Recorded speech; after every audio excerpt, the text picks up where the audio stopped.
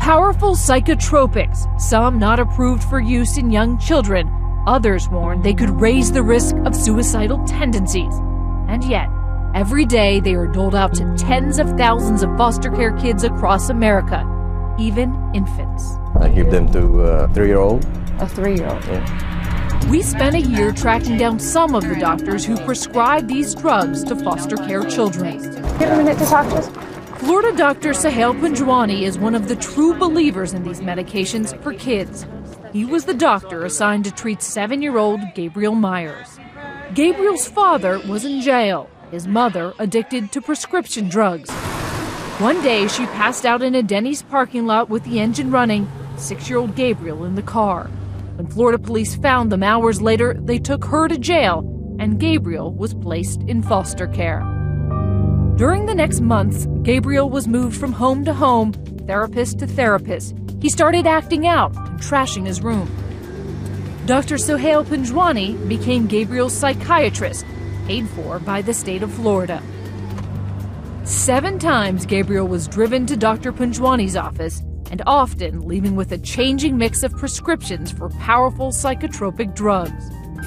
One prescription even set off alarms at Walgreens Pharmacy, which sent this message to Dr. Punjwani, wanting to know whether Gabriel would be safe taking the drug. Gabriel's behavior got worse. Then, one afternoon, he did the unimaginable. 911, what's your emergency? The 7-year-old locked himself in the bathroom of his foster home, screaming, "I deserve to die." He stood on the edge of the tub and hung himself with a shower hose. What would drive a 7-year-old to hang himself? Police Detective Ephraim Suarez's investigation looked at his traumatic past, his treatment, and then turned to the drugs prescribed to him over time by Dr. Punjwani. This is one for Lexapro. Here's a Symbiox. There were a lot of questions as to why the medications were adjusted and changed so frequently.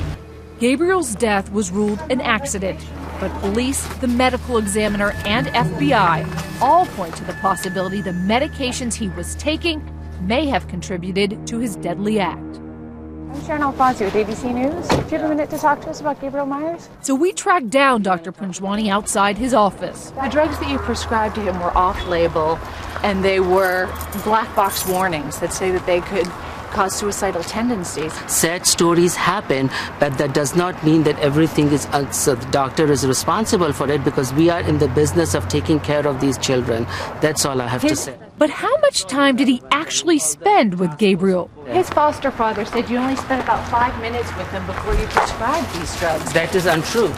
How much time did you spend with him? Well, I don't have the record right now. Later, Dr. Punjwani admitted it is possible he only spent 5 minutes with Gabriel while adjusting his meds. 5 minutes. Florida has since kicked him out of the Medicaid program. Turns out Dr. Punjwani's been arrested for cocaine possession. To avoid prosecution, he agreed to go through a court-mandated rehab program.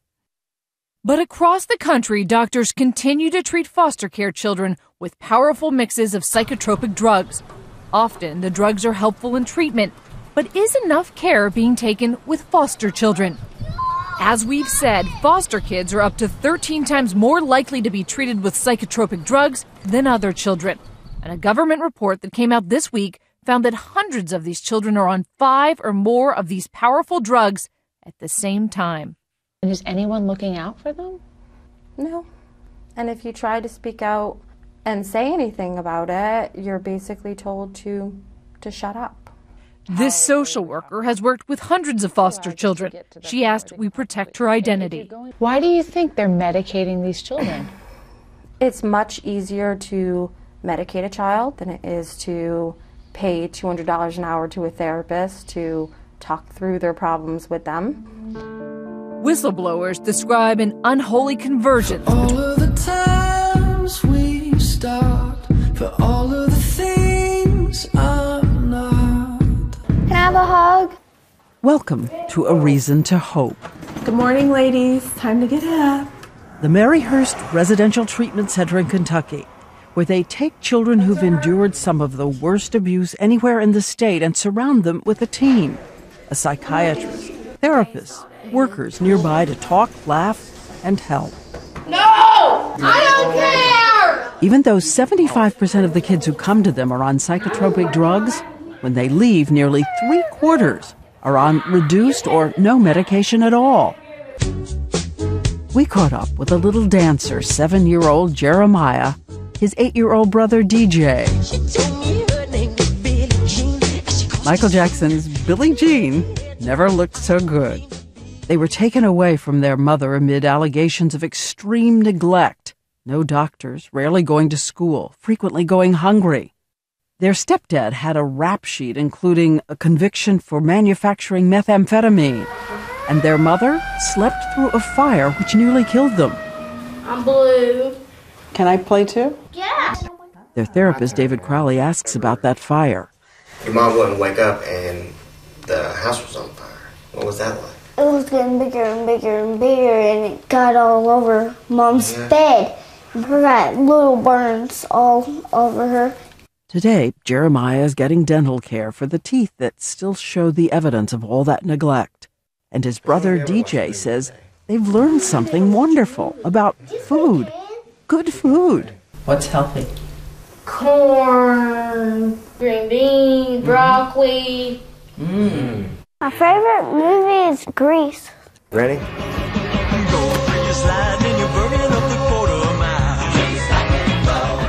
Maryhurst searches for more intuitive, creative ways to deal with the demons that haunt these children.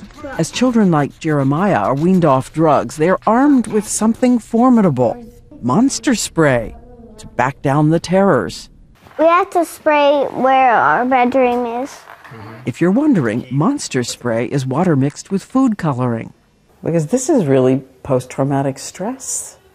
It's classic, isn't it? Yeah, it's textbook PTSD.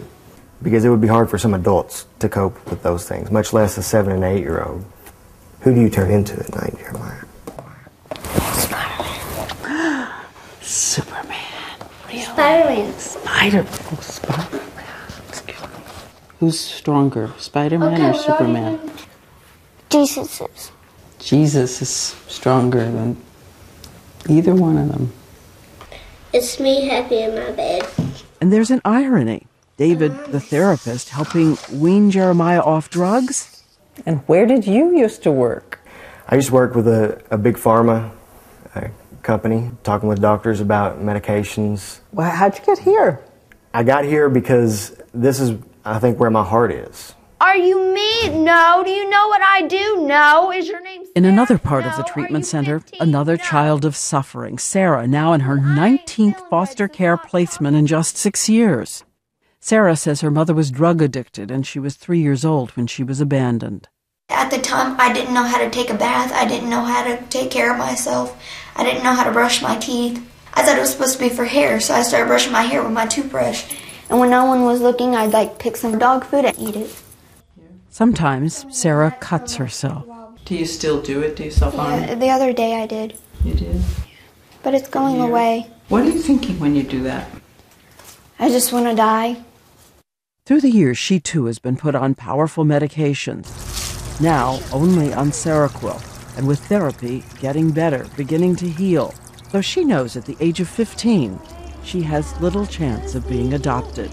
So we'll fight. It doesn't mean she doesn't have dreams like so many other little girls who have big crushes on Justin Bieber. So what is it about him? He doesn't seem like the type of guy who would hurt or beat on his girlfriend. I have a lot in common with him. His favorite candy is Sour Patch Kids, and I love Sour Patch Kids. His favorite color is purple, and I love purple. He loves spaghetti and meatballs, and I love spaghetti and meatballs. And everywhere at Maryhurst you see transformations. One side effect of antipsychotics can be enormous weight gain. Gabby, who left Maryhurst in 2009, off the medications now, lost nearly 100 pounds. What do you think saved your life? Being here. They showed that they cared about me a lot. Depakote. 15-year-old Crystal hopes that can happen to her too. She has been on a dozen medications and in 27 different placements over 8 years.